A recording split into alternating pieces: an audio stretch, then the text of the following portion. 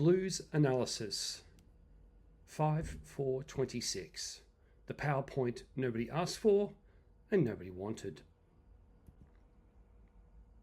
This presentation is not about the following: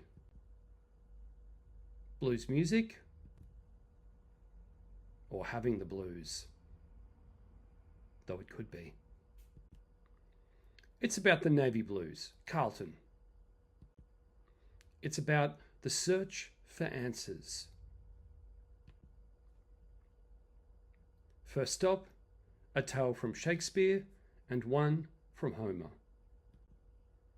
Achilles, who appears in the Iliad by Homer.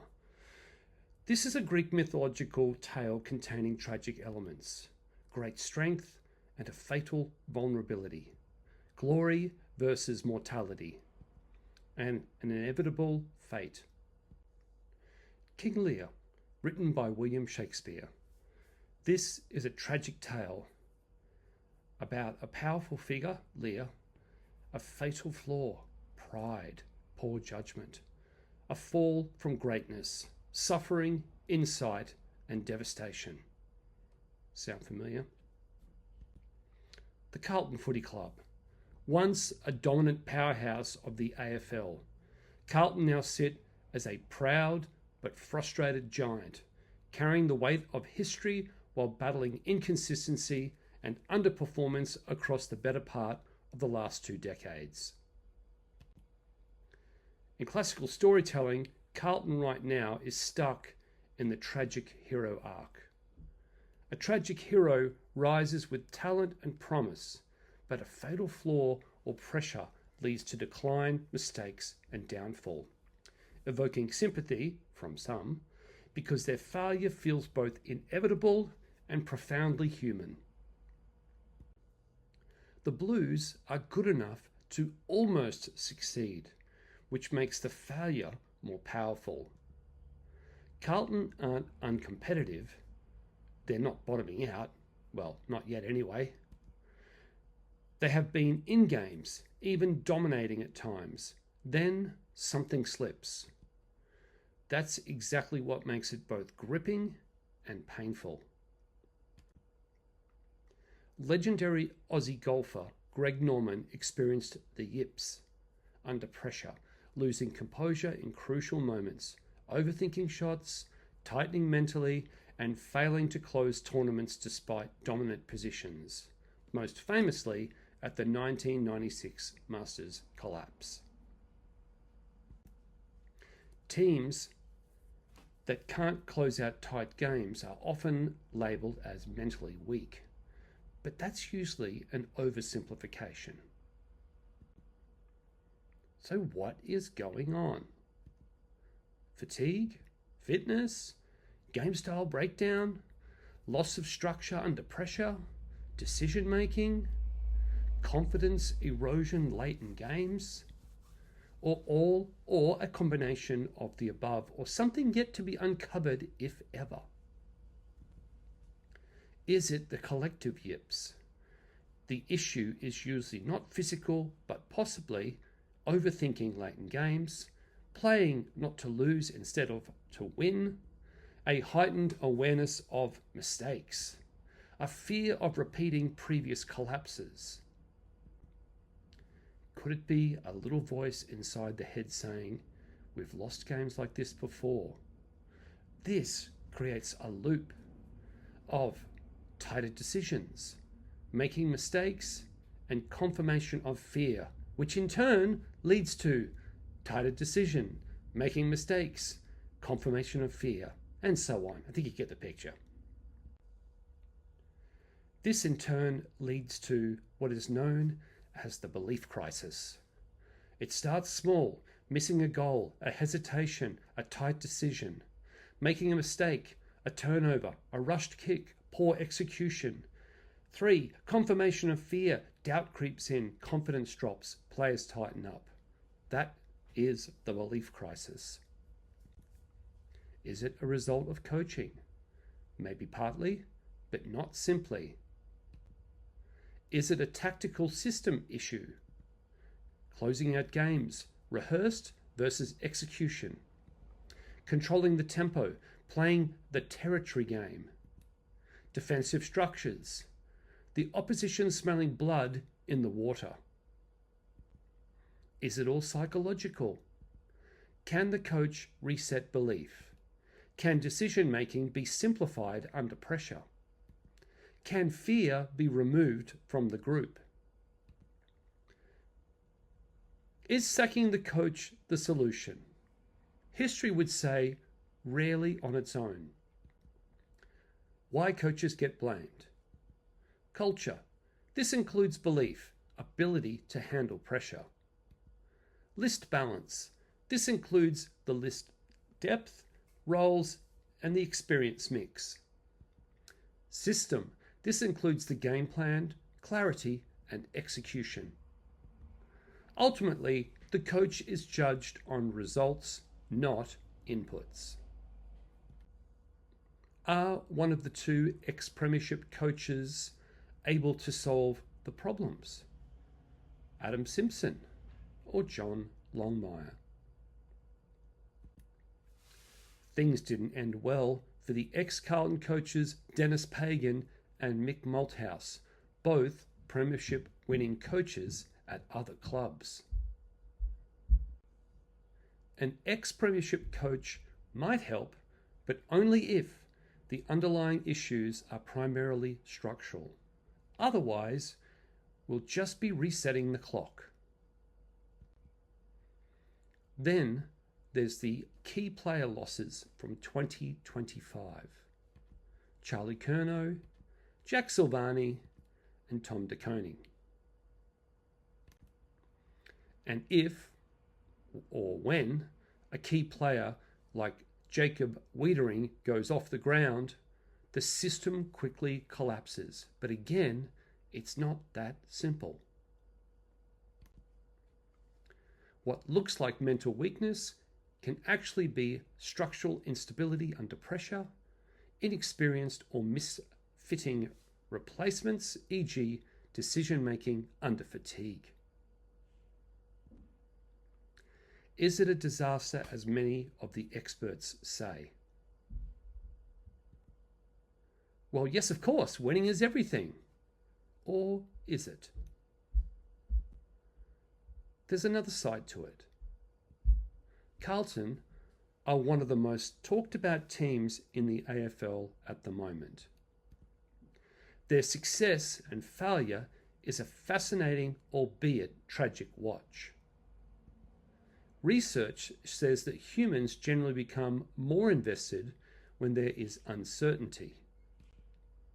The brain loves unfinished business. This is a well-established idea in psychology and behavioral science. Here's why. Uncertainty creates a mental loop. What's going to happen? Will we win? This is linked to the Zeigarnik effect. We remember and stay engaged with unresolved situations more than completed ones. That's why close AFL games are so much more intense than blowouts. Let's go through the flowchart.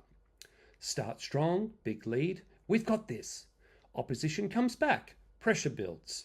Doubt creeps in. Not again. Mistakes under pressure. Skills tighten. Decisions rushed. Close loss. Unresolved ending. We should have won. Lingering mental tension. Fans plus players replaying moments.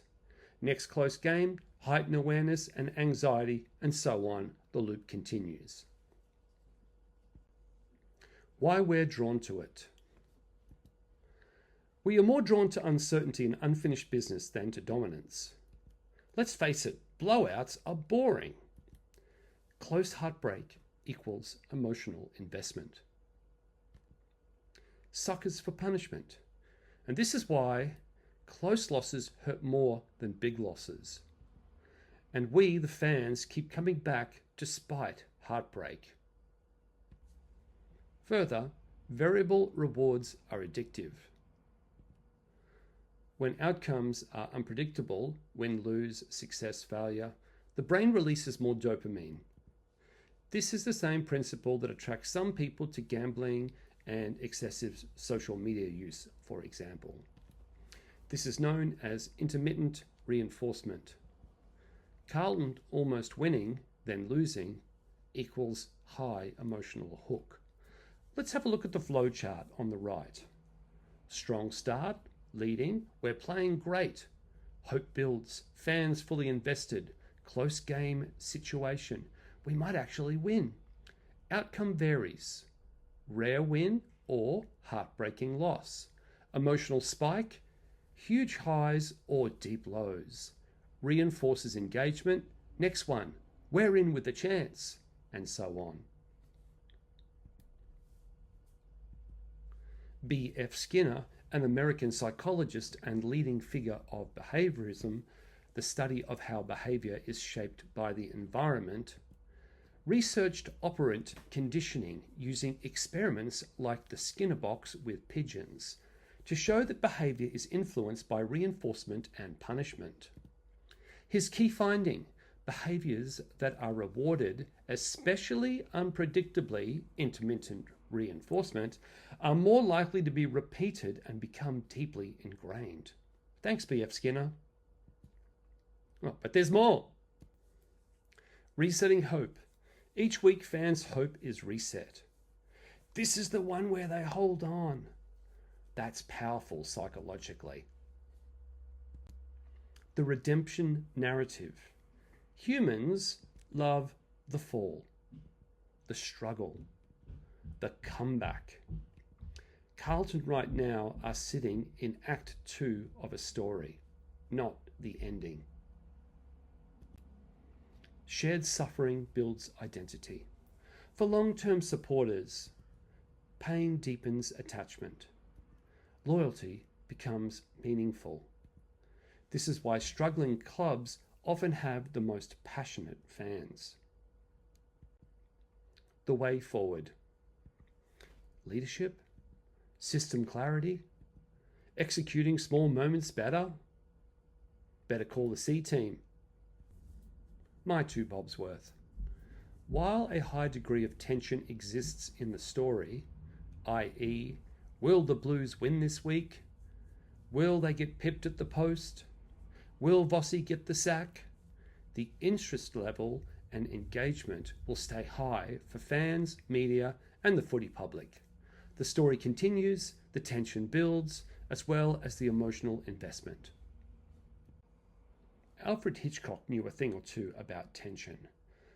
To paraphrase his words, there is a distinct difference between suspense and surprise, and yet people often confuse the two. If a bomb suddenly explodes, we get a surprise, a few seconds of shock. If the audience knows there's a bomb, but the characters don't, then we have suspense, leading to minutes of tension. So Carlton are finding themselves right now at a fork in the road.